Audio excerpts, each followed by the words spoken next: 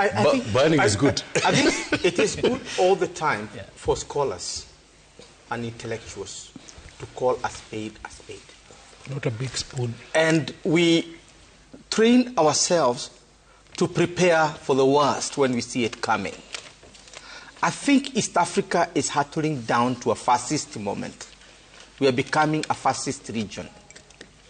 And I am using that word aware of its intellectual meaning, fascism. Whether you're talking about the Italian fascism or German Nazi fascism, or you're talking about any fascism in the world, including Latin America, when it was there. And what are the checkpoints to say this in order to be able to make this assertion? And that when Kenyans go to Uganda or go to Tanzania and you see the response they are getting, then you know that we are the only anti-fascist group remaining in this part of East Africa. And we have to fight. First, fascism is characterized by a dictatorial leader. A leader who sees himself as messianic. He's saving us from whatever it is that they're saving us from.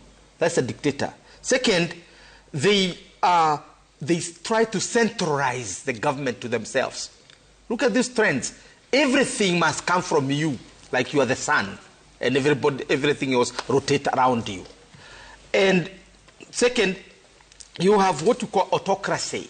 Anything you say is supposed to be law. Whatever you say is going to do. And you demonstrate it by turning around and telling a district commissioner, now a county commissioner, I want you to do this. Like they are the ones who decide. We have a parliament, we have county assemblies and others. Then you turn around and say, I want this road done. That is basically roadside leadership. Thirdly, militarism. The abductions, the killings, the taking over of people's liberties. That's another aspect of whatever forcible suppression, like the arrest that you are beginning to see in Uganda and here, and suppression of the opposition. Is that not what we are saying in the two countries? Now, if I could stop there, you have already seen that the main birthmarks of a fascist system is here. And there's nothing that took the world to war. The Second World War was about defeating fascism. The many people who died basically to fight against fascism. Here in this country, we fought against the fascism of the British type. And the British have been chastised. They are paying now. They have paid the first installment. I'm sure they're going to pay more to the Mau Mau and the fighters of the time. They are admitting that Britain's gulag in Kenya was real and that they have apologized. The king came around here and apologized for it. So one day Museveni will have to apologize. Suluhu will have to apologize for imposing fascism in our region. Because all the characteristics, you can tick all the boxes of fascism, and even worse here. The Tanzanians are not only complaining about the colonization by Suluhu, but they inherited a system that favored Zanzibar. Because Nyerere wanted to entice the weaker part of the union, which is Zanzibar, and gave privileges, a policy of appeasement. And now you have two leaders, Mwinyi and you have Suluhu from the island. What has the mainland to do?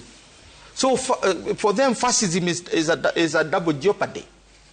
The operation by an island and of the mainland, and operation that is shared across the whole Tanzanian realm. So we are saying it is true. We have the trinity of terror, but Kenya, we are determined to ensure it is not part of that trinity. Okay. Yeah, Kenya is not going to be part of that trinity. Yeah. Then, Prof, before I come to council, to ask you this as a follow-up then. The complaints have been coming from Tanzania and Uganda of Kenya exporting activism to the region. Yeah. But what are the likelihood? And the chances are that the effect is consequential, as we had seen. What are the chances of the political infection coming over to Kenya? Of course, our president has is not almighty president. He's constrained by the constitution. Things, yeah. Yes. But ideally, what are the chances that the political infection may be counterproductive on our end? And no, not really, because we have been the main integrators from the 19th 60s, and Nyerere recognized us as that. The impulse of us coming together as East African has been more Kenyan. If those who remember the 1970s when Amin took over, for Uganda, for Tanzania, they went militaristic.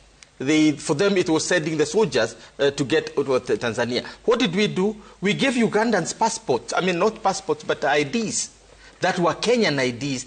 Only there on top is written the Ugandans. So they taught in our deepest villages.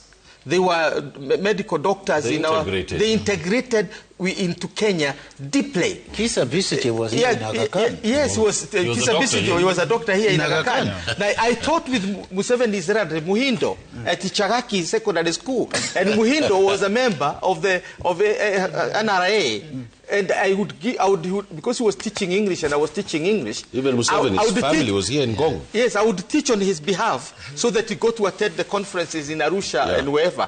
But then the school does not sack him, that he is not teaching. So you'd give me something small. But if we say that about the Somalis, everybody gets very upset in this country. Yeah. So in short, what we are saying is that we are having an East African debate. It's not a Ugandan debate. Correct. It is not a Tanzanian debate. It's not a Kenyan debate. We are trying to democratize the East African community. Why? Because we have integrated. Thank you.